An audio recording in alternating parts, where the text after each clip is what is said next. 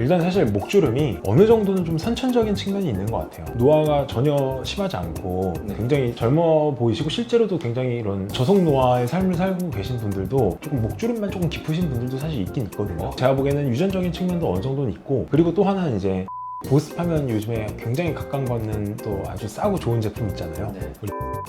오늘 목에도 살짝 이제 발라주셔서 보습을 해주시면, 특히 자기 전에도 해주시면 좋거든요. 그냥 목주름은 나이가 들면 결국에는 생길 수밖에 없다고 그냥 생각을 하시는 게 사실은 맞아요. 그런데 최대한 예방하고 좀 더 흐리게 식으로 접근을 하면 좋으실 것 같습니다.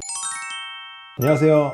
저는 성형외과 전문의 홍우택이라고 합니다. 반갑습니다, 원장님. 네. 원장님, 제가 네네. 최근에 얼굴은 이렇게 주름 하나 없이 매끈한데 네네. 목에만 이렇게 주름이 약간 있으신 분들 좀 봤거든요. 네네.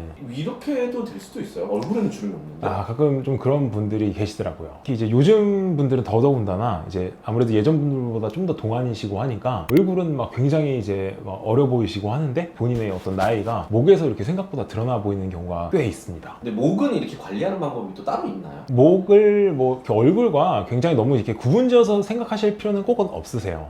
이 목도 사실은 다 이제 피부거든요. 우리 얼굴에서 우리가 요즘에 굉장히 많이 이야기하는 근육 중에 하나가 스마스 근육이잖아요. 네. 사실 그게 그대로 목까지 쭉 이어집니다. 아무래도 얼굴보다는 네네. 이게 좀 중요도가 덜하다 보니까 네네. 또 너무 또 돈이 많이 들지 않을까? 이렇게도 생각하는데 좀 맞습니다. 저렴한 방법은 없나요? 저렴한 방법이 있습니다. 얼마 얼굴에다가 돈 쓰기도 힘든데 네. 목까지 너무 이게 부담이 되면 안 되죠. 3,000원 이내로 끝내야 된다고 생각합니다. 아, 그거. 진짜요? 네. 세일하면 한 2,000원. 네.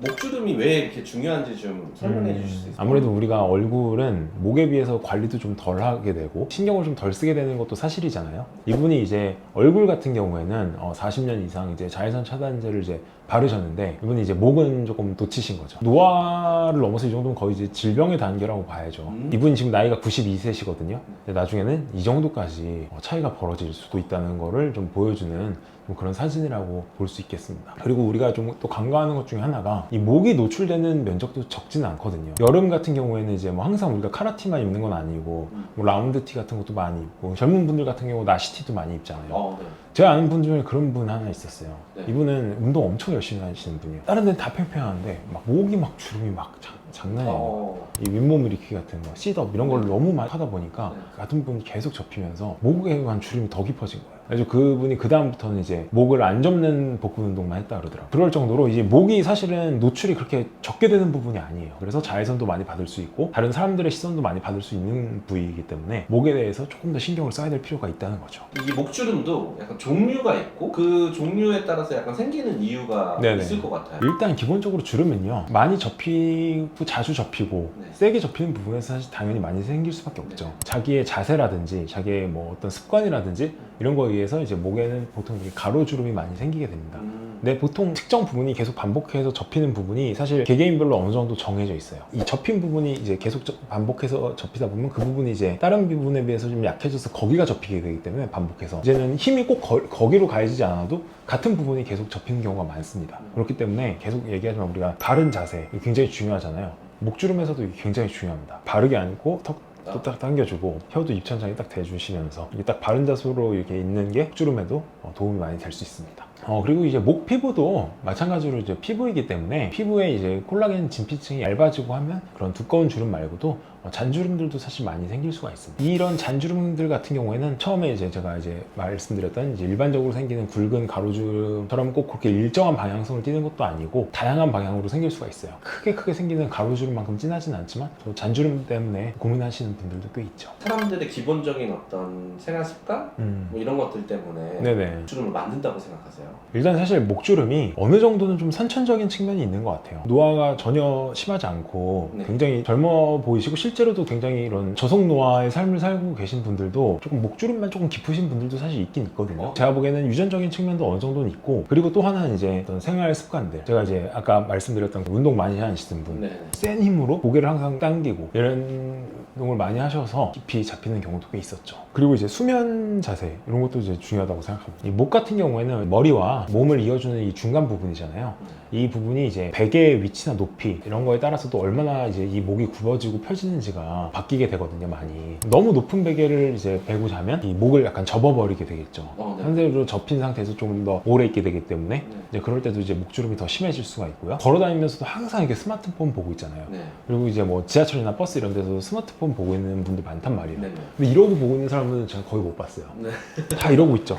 네. 몰래 이렇게. 그러면 이것도 다 이렇게 숙이면서 네. 이 목을 아무래도 접는 자세가 나오거든요. 음. 근데 이제 버스나 이제 지하철 이런 데서는 이렇게 조금 보기가 쉽지 않죠. 네. 사람들이 따닥 붙어 있어서 이제 아래로 아무래도 보게 되는 건데 귀로 들을 수 있는 것만 네. 좀 듣고 계시다가 공간에 좀 여유가 생기면 이게 조금 볼 때도 이제 편안한 자세로 좀 보셔야 되고, 예전 컨텐츠에서도 한번 말씀드렸지만 바른 자세가 일단 주름에 있어서는 굉장히 중요하다. 아까 말씀하신 뭔가 목주름을 좀 없앨 수 있는 꿀팁이 있으시다고. 역시 이 피부는 보습입니다. 피부는 일단 물기를 머금고 있어야 된다. 그래야지 건강한 피부고 살아있는 피부거든요. 보습하면 요즘에 굉장히 각광받는 또 아주 싸고 좋은 제품 있잖아요. 네. 우리 바셀린 있죠. 바셀린을 목에도 살짝 이제 발라주셔서 보습을 해주시면, 특히 자기 전에도 해주시면 좋거든요. 자는 사이에 사실은 수분감이 많이 날아가거든요. 바셀린이 조금 이제 그래도 이 보습력이 굉장히 타이트하니까 주무시기 전에 얼굴 하는 김에 목도 같이 바셀린으로 좀 보습을 해주시면 자는 동안 수분을 덜 뺏길 수 있다. 바세린이 가격이 대충 어느 정도 되죠?